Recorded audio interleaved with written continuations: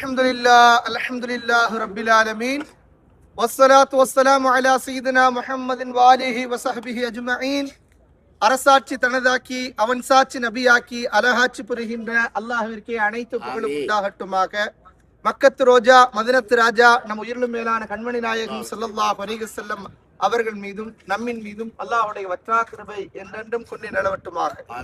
இஸ்லாத்தினுடைய முதல் போரினுடைய வரலாற்றை பற்றி நீங்கள் தெரிந்து கொண்டீர்கள். அல்ஹம்துலில்லாஹ், இஸ்லாத்தினுடைய இரண்டாவது போர், முதல் போர் வெற்றியினுடைய முகமாக நமக்கு போனது.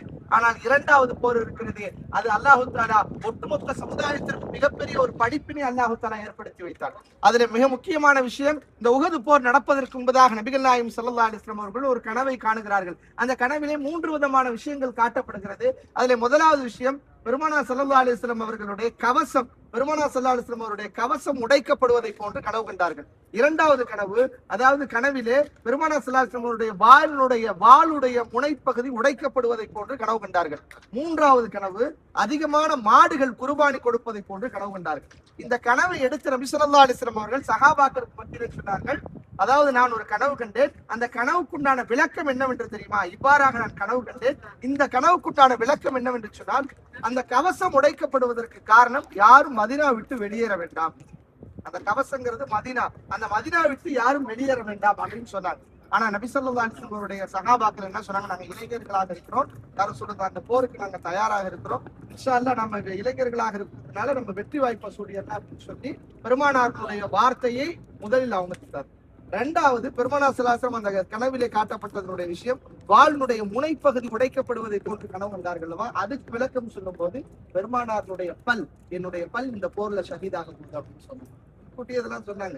நடப்பதற்கு முன்பதாகவே சொன்னாங்க, பெருமானாருடைய என்னுடைய பல் இந்த போரில் ஷஹீதாக்கப்பட போகிறது. மூன்றாவது விஷயத்தை சொன்னார்கள், அதிகமான மாடுகள் குர்பானி கொடுப்பதை போன்று கனவு கண்டேன் அல்லவா? அதற்கு விளக்கம், அதிகமான சஹாபாக்கள் இங்கு ஷஹீதாக போகிறார்கள் அப்படின்னு சொல்லி. இந்த போர்ல கிட்டத்தட்ட 70 சஹாபாக்கள் ஷஹீதானாங்க. சுப்ஹானல்லாஹ், கிட்டத்தட்ட பாத்தீங்கன்னு சொன்னா 1000 சஹாபாக்கள் புறப்பட்டு வர்றாங்க. பத்ருடைய யுத்த களத்துல தோல்வியை சந்திச்ச அந்த குறைஷி குஃபார்களோட சேர்த்து என்னங்க, கிட்டத்தட்ட பெரும் படையாக திரட்டி கொண்டு வர்றாங்க. அந்த பெரும் படையில ஒரு நிகழ்வு ஒண்ணு நடந்துச்சு. என்ன அப்படின்னு சொன்னா, அதாவது ஹிந்தாங்கிற பெண்மணி அவங்களுடைய தகப்பனாரை பத்ரினுடைய யுத்த களத்துல என்ன பண்ணிட்டாங்க, ஹம்சார் அலி அல்லாஹ் அவங்க கொண்டாங்க. பத்ரினுடைய யுத்த களத்துல யார் கொண்டது? ஹம்சார் அலி அல்லாஹ் அவங்க கொண்டாங்க. அதை பழிவாங்கும் விதமாக ஒரு அறிவிப்பு சொல்லியிருந்தாங்க. யார் உஹதுடைய யுத்த களத்துல ஹம்சார் அலி அல்லாஹ் அவர்களை கொல்றாங்களோ அவங்க விடுதலை அப்படி.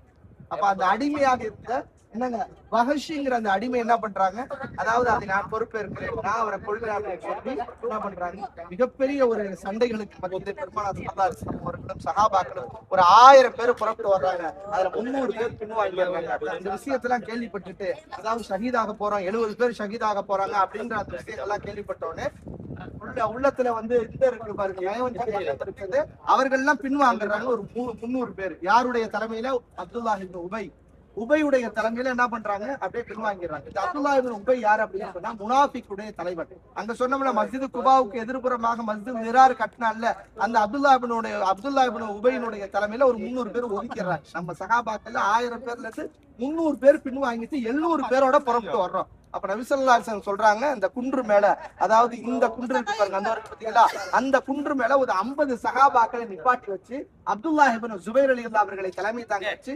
எக்காரணத்தை கொண்டு நீங்க கீழே இறங்கிடக்கூடாது, தோல்வி ஏற்பட்டாலும் கீழே இறங்கக்கூடாது, வெற்றி ஏற்பட்டாலும் கீழே இறங்கிடக்கூடாது, கனிமத்துடைய பொருளை எடுக்கிறதுக்காக நீங்க கீழே இறங்கக்கூடாது. கனிமத்து பொருள் சொன்னா, அதாவது போர் முடிந்ததற்கு பின்னால் அந்த கவசம், அந்த என்னென்ன பொருள் இருக்கோ அதை எடுக்கிறதுக்காக ஓடி வருவாங்க. அப்படி எடுக்கிறதுக்கும் நீங்க ஓடி வரக்கூடாது, எக்காரணத்தை கொண்டு அங்கதான் இருக்கணுங்கிற தகவலை பெருமானார் ஸல்லல்லாஹு அலைஹி வஸல்லம் சொல்லி வச்சிருந்தாங்க. ஆனா சஹாபாக்கள் என்ன பண்றாங்க, வெற்றியினுடைய அந்த களிப்பு ஏற்படுவதை போல தெரியுது. மிகப்பெரிய ஒரு அந்த போர் மூழுது. அந்த போர் போடக்கூடிய அந்த தருணத்துல, இந்த உஹதுடைய யுத்தத்துல பல சஹாபாக்கள் வெற்றியினுடைய களிப்புல இருக்கிறாங்க.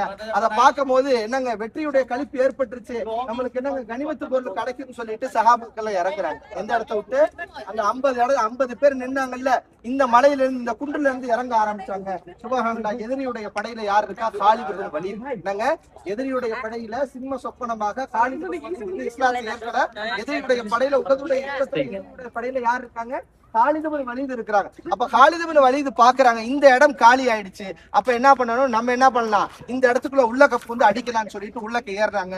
சுபஹானல்லாஹ், இங்கிட்டு காஃபிர்கள் இங்கிட்டு காஃபிர்கள், முஸ்லிம் நடுவுல மாட்டிக்கிட்டாங்க. அப்ப எலி நசுக்குவதை போல நசுக்குனாங்க.